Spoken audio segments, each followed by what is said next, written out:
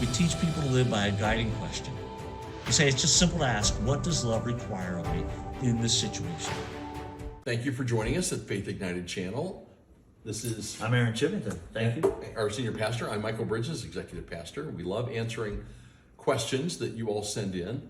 And Aaron, I have an interesting one today. When Jesus calmed the storm, and I think you said we're taking this out of Mark 6. Mark 6, Gospel of Mark, chapter 6. When Jesus calmed the storm, he said, "Be still," and the water and the wind stopped. How do we understand a non-living thing listening to Jesus? How did that happen? So the context is important here. Part of what you have is you have throughout the scripture, again, water represents chaos. And so you have this imagery of here's the chaos that's now going to destroy the future hope of the world, Jesus and the disciples. And so you have this chaos that's going to destroy what is meant to be. And so if you're in the first century, again, you know the chaos. You also know the Sea of Galilee and how the wind can whip up and literally 5 seconds coming off of one side of the mountains, hitting the water, going over and actually ricocheting down and creating a terrible storm. And so it's a realistic fear that Jesus' readers would have knew real well of. Hey, not only does the water represent chaos, which who wins in the end? Does the chaos and the darkness win, or does God win? But you also have the reality of, hey, this is not just a metaphoric or symbolic story. This is a real story. Jesus and the disciples are going to die. And so you have both of those pieces going on. And Jesus is sleeping through the storm, which I absolutely love, because I feel like that sometimes in my own life. Like, God, I'm not sure, are you awake? What's going on right now? And I always pause and remind everybody, hey, the power of the story is that Jesus he wasn't really bothered by the storm. Why? Well, because first of all, Jesus already knows the outcome. Mm-hmm. Second of all, Jesus is in control.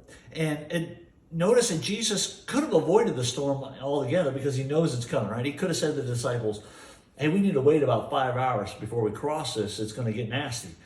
Instead, he actually sends the disciples into the storm. Again, this is just a note to those who want to work in a kind of a privileged gospel or prosperity gospel.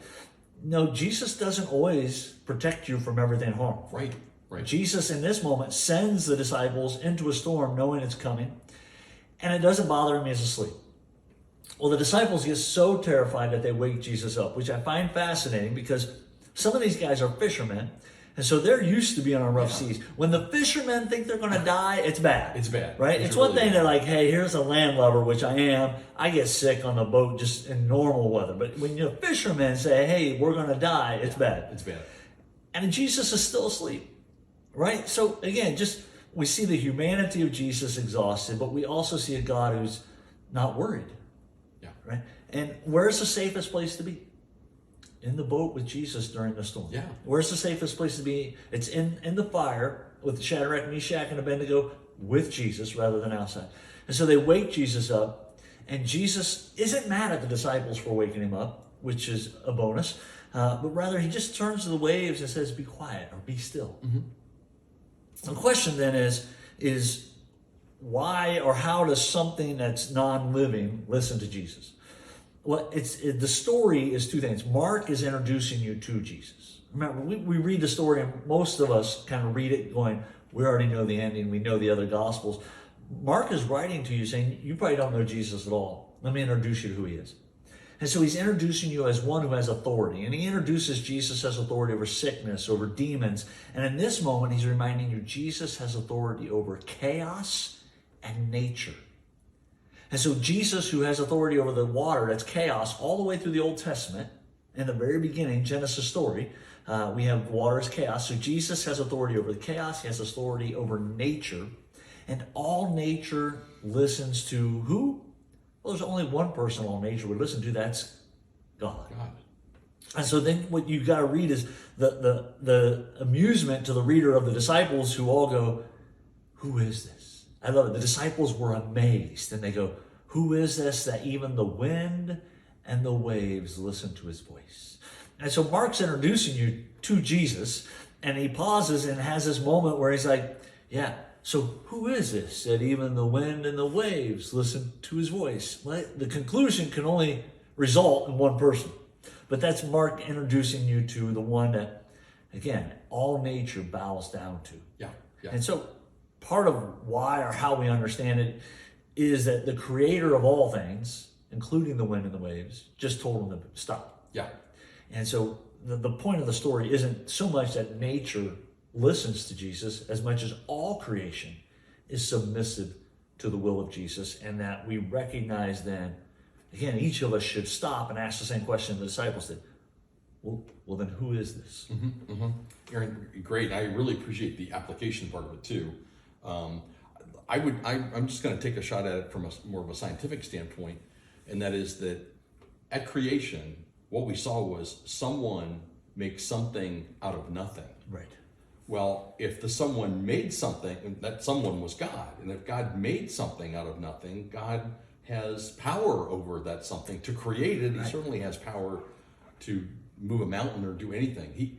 I think, we live in a very scientific world today, more than 100 years ago or 1,000 years ago, where we believe we have figured everything out.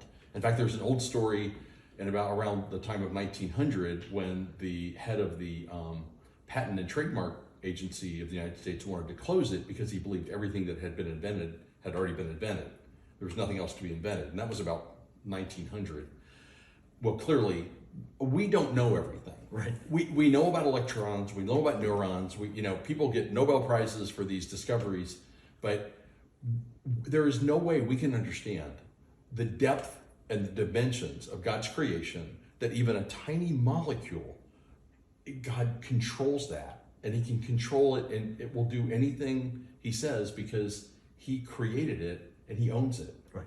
And so, as you have said, about the resurrection being a miracle, but the greatest miracle, if creation is the greatest miracle, right. And if God is the creator, God has control over every molecule, every atom, and it does what he says, right. Because he owns it, he created it. Right. And we do not understand that. We don't have to understand that.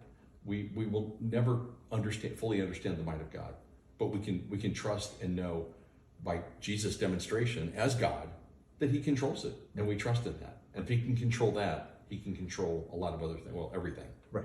Yeah. Thank you. Faith in him. Yeah, Aaron, thank you. Well, thanks for joining us. And check us out on our website at faithignited.church. Also our social media. And join us on a Sunday. We would love to have you. Thank you.